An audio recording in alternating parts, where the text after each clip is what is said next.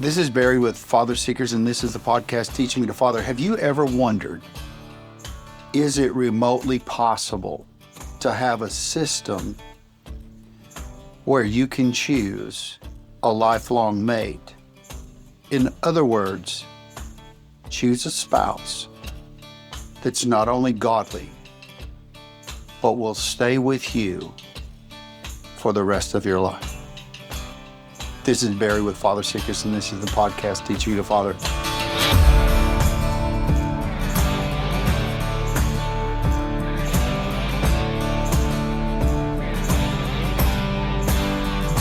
Hello, beautiful wife. Hello, Elizabeth. So, we have been together for almost 3.5 years. Been married just over 2. And if we've talked about this one time, 2.5. I stood corrected as usual. If we talked about this one time, we've talked about it probably more than 2 handfuls of time. Like, if we could go back, right? Or if we could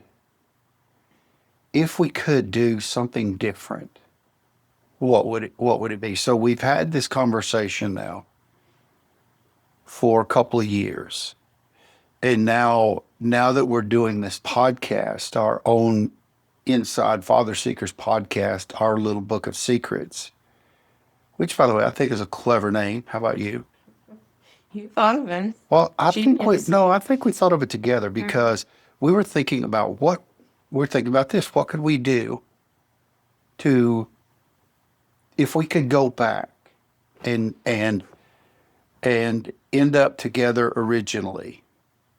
What were the things that we would go back and do that would spare us all of the heartache and the pain, not only to us, but to our kids and to even, I would include, our former spouses. Mm. Now, we decided a couple of things. We're not going to slam people and throw them under the truck. Correct. No need. Waste of time. Right. The other thing we're going to do is we're going to look at this objectively. Now, our little book of secrets, how to choose a spouse, a lifelong spouse.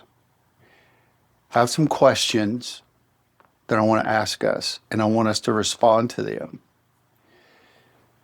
But there's one question at the end, and this will probably take 2 podcasts, but there's one question at the end that I want to ask you and me, and I want us to answer it. But I want us to talk about these other things first. Right? Okay, so here's the first question.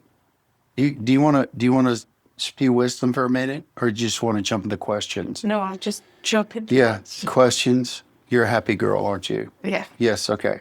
So if people knew, let's sidetrack, if people knew how much you kicked against the pricks and fought me to be on this podcast, that's a story in itself, isn't it? Like when we were together, when we first started hanging out together, we said, Lord, we want to help people not have the same pain we did. Right.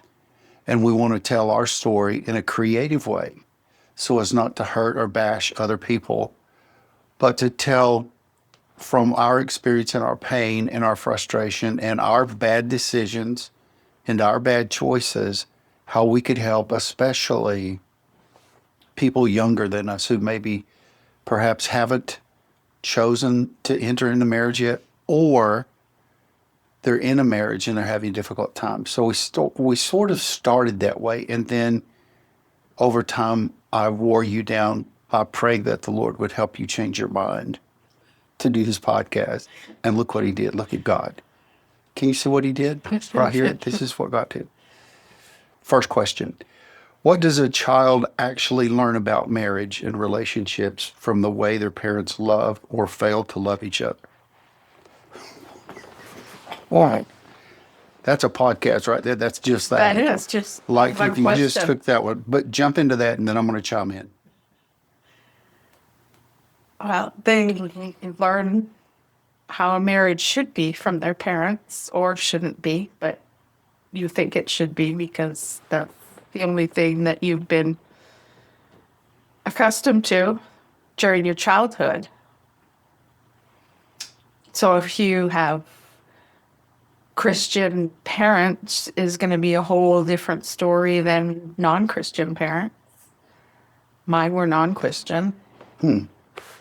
So they had been married 11 years before I came along. And so they were all well into their Rhythm. Rhythm. Like doing their thing. out doing their thing. Yeah. Mom did not want any more kids, so I was not a blessing. And by that time, their marriage wasn't the happiest marriage because my dad was an alcoholic, did a lot of partying, and so I never experienced any loving affection between them. Like I don't ever remember them hugging or kissing or, saying I love you to them or to me. So that's how I learned a relationship should be. And so by the time I was like 17, I wanted to be out of the house, and all I wanted to do was get married and be away. So at 18, I got married to a childhood sweetheart, I guess you could call him. High school sweetheart. And thought he loved me and wanted him to love me because I didn't feel any love at home. So the first person that showed me any affection and attention, I thought I should marry because I felt in my mind that I wasn't worthy of love. Like my mom and dad never showed me love, so somebody showing me love, I just thought, oh, this is different. I should marry this guy. Be with him for the rest of my life. So we could just park on that for a whole hour. But you said a couple of really smart, wise observations. Like you talked about the affection that you didn't see between your parents, but that you felt like. Now I've got the backstory on this, so I'm filling in the blanks. Yeah, come brother. So you aspired to have affection, and you aspired to have that from them. Great. Craved it, like all kids do.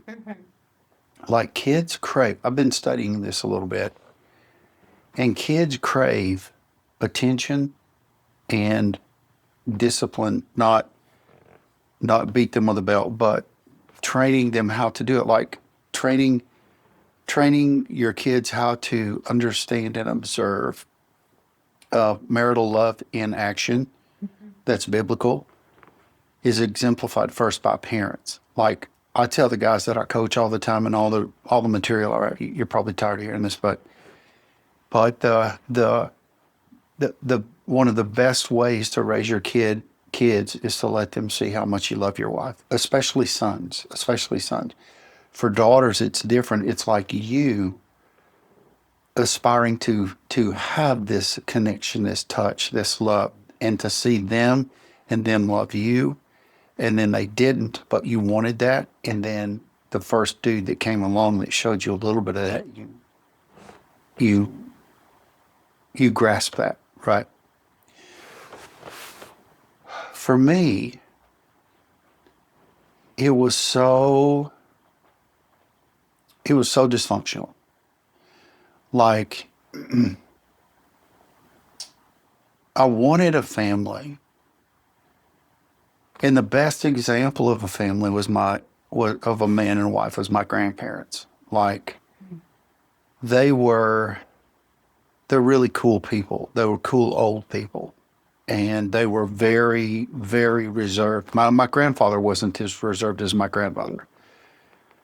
Like, he was a really hard worker, leave at like 4:45 in the morning to go to work, and come home. One of those guys. And I remember he was always frisky with my grandmother, like smacking her on the butt or trying to kiss her. And she wouldn't respond to that if kids were around. Like she would say, "Oh, Robert, stop! You can't do that in front of the kids." And like, oh, we know we sort of see it all the time. Nonetheless, I think kids aspire to see that, and they see how to react to it. Like you don't know how to, like you didn't react to it. You reacted to it in a different way, but not the way it would have been had your parents trained you the godly way. For me, I just knew that my mom didn't care for my dad at all, but she wanted him back, which is confusing to me. Yeah. Like, she was angry he was gone, but she wanted him back. But he was the most worthless guy in the whole wide world. It's like when you're a kid, you can't put all that together. And you don't have reference point for it. So that being said, let's talk about a way that like give just a little bit on insight here. Like if you could go back and redo that part of the decision based on what we're talking about here, what would you have done? Like if you could go back and know what you know now, what would you have looked for? Because at that time, as I remember, you had just come to faith. Yeah. And you just knew the love of God was in you and you wanted to see it. Let's stop it. Let's go to that. Don't you think it's interesting how kids want to see the love of God expressed to them through their parents and from their parents to each other? So it's just like parents love each other and then they love the kids. Talk about how important that is, or that would have been for you, and how that would have changed the course of your life. It just give you a sense of security. You're always looking for security when you're a child, as well as long as an adult as well. As a woman, anyway, you want security in your marriage. It's so different. I mean, if I knew now, or if I knew then what I know now, I definitely would have waited. I would have prayed more. I would have let God pick out my significant other instead of jumping into the first person that Showed affection and said that he loved me. So that they're right there. So how long, I've never asked you this, how long between your engagement to your coming to faith in Christ? What was the span of time between that? Like I don't remember when you came to faith. Was it like 8 or 9 or something? Oh no, I was 17. So you were just. I had and I got married. I got engaged when I was 17. I was still in high school. Graduated when I was 17. And got married when I was 18. And then at that time, he knew that I was going to church and that I was new in my faith. And he promised, as soon as we get married, I'll come to church all the time. All these promises. And then, of course, when you get married, then Right. I'm not going to church. Is it safe to say that who you marry at the time you marry them, if Christ is not the center of the marriage, nothing will change? Well, I can't say that for sure, that nothing will change. I mean, God always is working and does miracles if that person will accept it. But it sure is a lot easier. Yeah, it's good. That's really wise. So for a young gal who's in the throes of making a decision like that, what would you say today to her? Because every one of these questions could be a whole podcast. I don't know what the heck I was doing when I thought about this. It's like, oh my God, what am I doing? Like in the pre-show, we were looking at these, and it's like, oh my God, this is the year's worth of. Anyway, what would you say to a young gal that's between the hedges on saying, looking for somebody like? What would you say? Wait. Wait on God. God has a beautiful person waiting for you. And in his timing, not yours, no matter how much you want it, matter how fast you want to get married, that's a lifelong commitment. And you have to be 100% sure if you're going to have a happy marriage. I mean, I've had a couple non-happy marriages. So it's worth the wait. The present not included. Present not included. Thank you. Here. Clarify. God brought us together. Clarify. So, yeah. Thank you. So this whole piece, like how important is it for a young lady today in our culture to know, like, she came from a home. 10% of the women, 10% of our listening audience is women. I find that odd, but not really.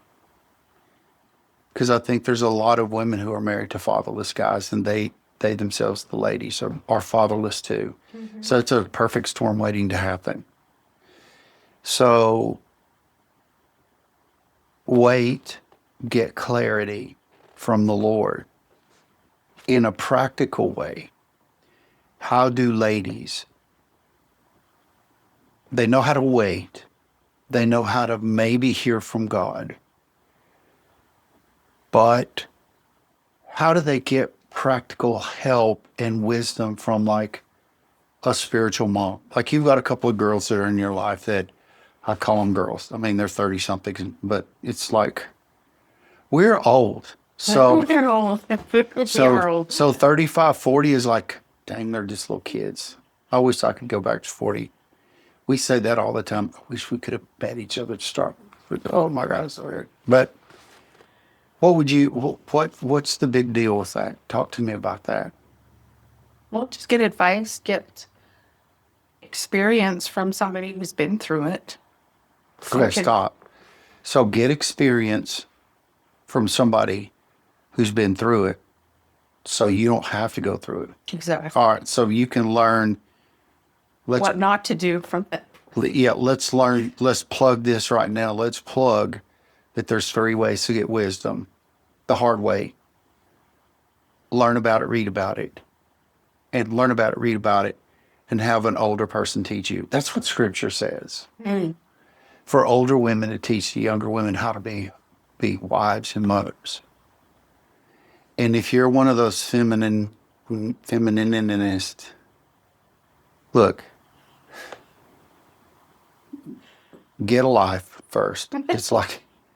It's like what you're promoting, cultural feminist. Now, what you're promoting is clearly not working. So you might want to try another way, or double down and be foolish and experience the wrath to come. But there's something true about Scripture when Paul writes and says, older women teach younger women how to be women. He was, and a lot of people think Paul was a feminist, or was a patriarchal, anti-feminist guy, and he wasn't. He was a spiritual father. How important is it today if a lady, and I'm thinking of all the gals you talk to, if they don't have a good, healthy relationship with their mother, how important is it for them to have a healthy spiritual mom? Very important. Talk about it. Because what you learn from your mother, if she's not spiritual, that's what you'll practice and you'll follow along in those footsteps. But if you have advice and wisdom from somebody who's been through it and knows the ins and outs and not to do and what to do, saves you a lot of hardship. That leads us to the second question.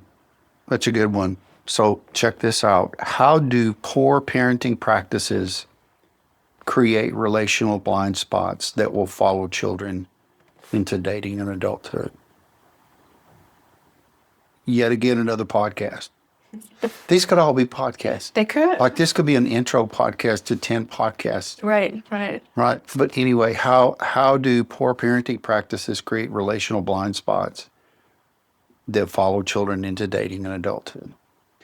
Let's talk about first what positive parenting practices are when it comes to. Okay, throw this to you. Speak to me. Is it possible? Because here, okay, I think that boys learn how to be a father. They begin learning how to be a son and then a father the first breath they take outside the birth canal. Really? And here's how. They learn how to be a son from a good father. You can't be a good father until you're first a good son. You can't be, because if you're not a good son, you don't understand fatherhood, or you don't understand the fatherhood of God in the grand design of things. So if we begin to practice parenting, like dads are teaching their sons how to be men and how to be fathers when they're little infants by what they observe. I believe this with all my heart. I believe because I remember some very early memories where my dad was not around, but my grandfather was. And he taught me totally opposite of the way my mother was leading me. How to be a man, how to do things. I'm wondering if it's the same way with girls, with their moms. With their moms. How to be daughters? Yeah. Yeah, of course it is. How does that work? I'm not a woman, so I don't know. Well, women are more nurturing and emotional. So if you get that nurturing and love when you're a child, you're going to grow up and pass that on to your children. Okay. And if you're deprived of that, then you learn how to live without it. Go ahead. And I mean, I don't say you pass that on to your children, because you learn when you get older that it's not right, that doesn't feel right. So hopefully you don't pass that on to your children. But I mean, in some circumstances, I'm sure people do. I don't know. Keep going, because you're tearing up, and I think you're I know. stopping because you don't want to cry. I don't. Okay. Like I said, women are more emotional. So,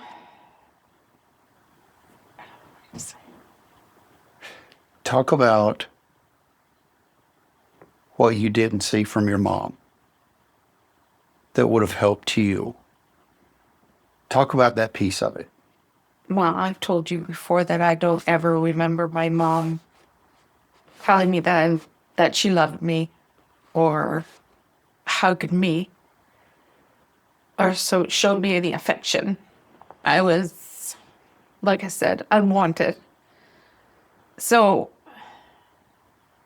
I learned how to disappear, not to be any trouble, not to cause any trouble, not to attract any attention to me. Because if she was focusing on me, then it would just remind her. So I became like a wallflower and tried to be a perfect child. And that's hard on you. It's hard on your emotions. It's hard living like that. So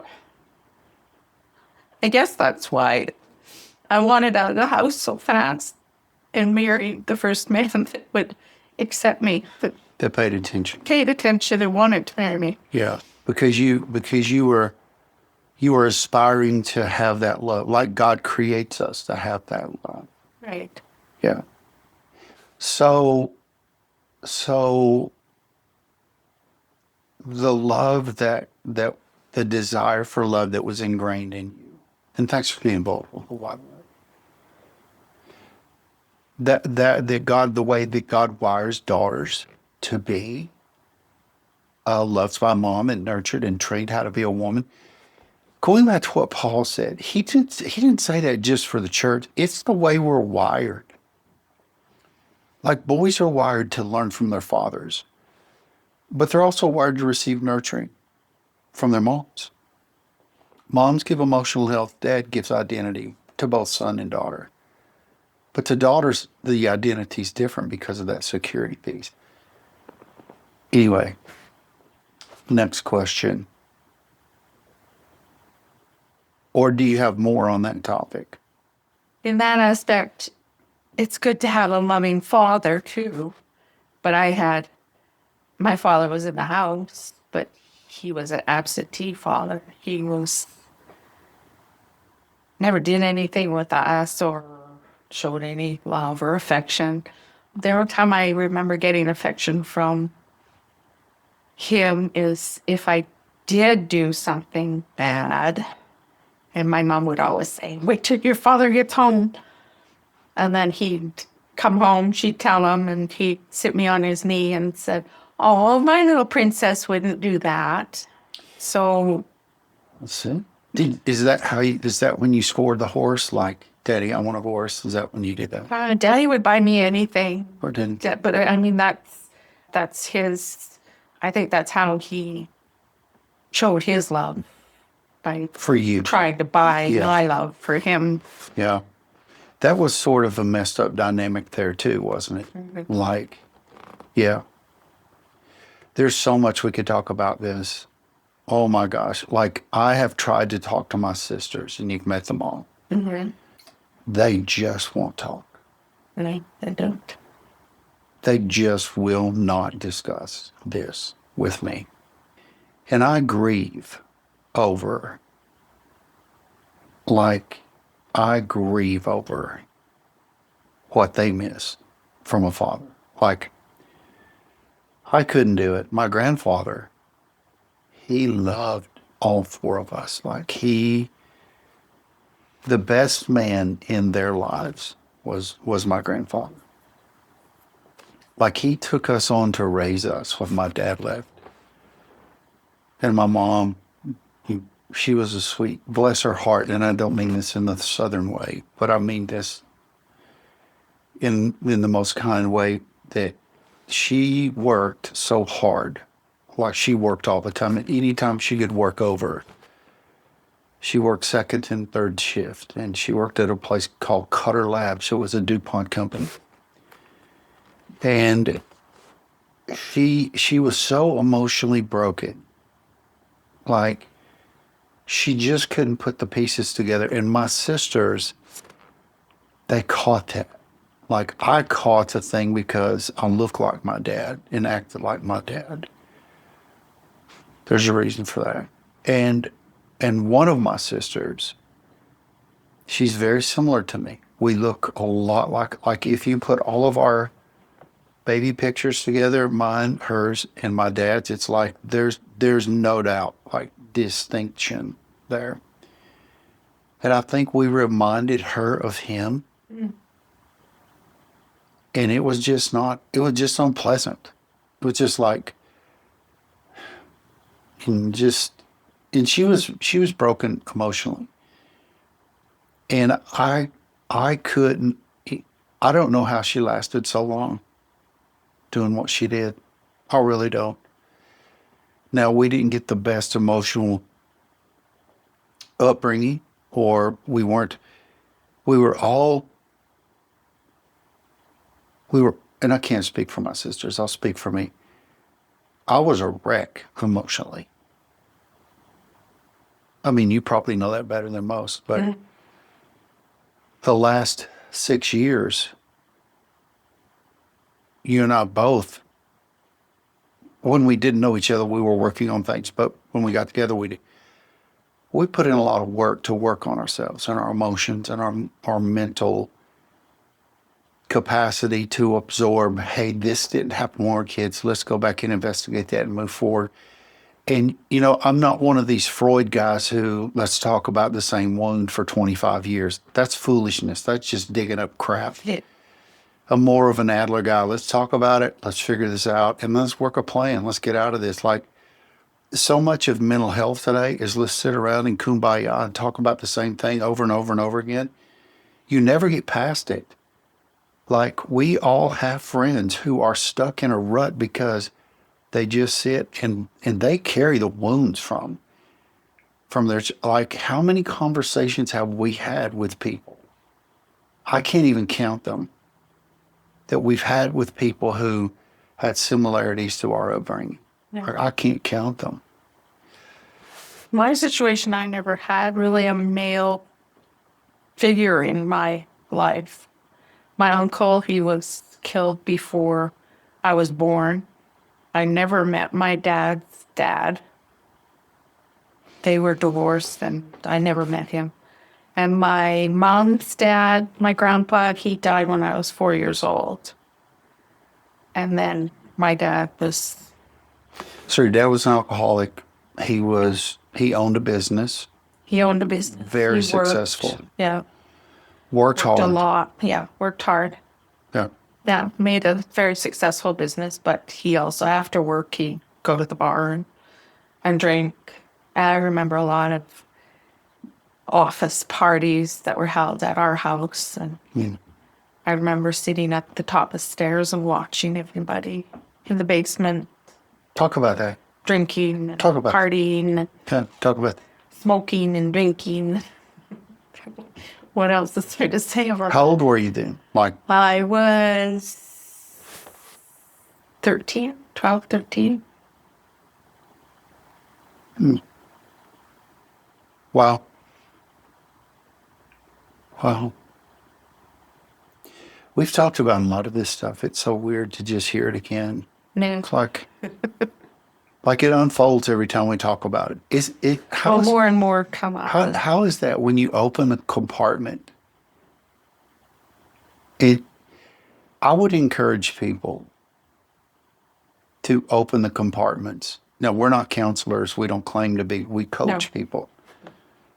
We have our own counselor. We go to a counselor at least twice a year and spend a week with them, which I would advise for anybody. We have the best counselor in the world, I think. So, when we're talking about practices that parents can instill into their rhythm, okay. So if you don't know how to do something, you don't know until you get in the midst of the game. You got to figure it out. So there are parents who grew up without stable parents. They're married today. They have kids, and they're trying to figure out this thing. Let's give some insight right quick about what can we tell them right now? Like, they're in the midst of this. They grew up with similarities to our upbringing. They've got children and they want to combat this. What's the one thing you could tell them right now? You tell them something, I'll tell them something, and we'll try to give them some wisdom. What would you tell them, both husband and wife, about their kids? Like, poor parenting skills. Like, what would you tell them? Just love. Love as much as you can. Each other, your children. Don't strive to be friends with your children. Come on, girl. You better come on. You're a parent. So discipline them, but do it in a loving way. The things you say to your children, it gets embedded in their head. Lifelong. Mm-hmm. We have those discussions, don't we? Mm-hmm. Still 60s, mid 60s, and we trigger each other often. Yeah. And generally, generally it has, once we dig into it, it might occasionally have to do with a former spouse, Okay. but generally it's the mother. Yeah.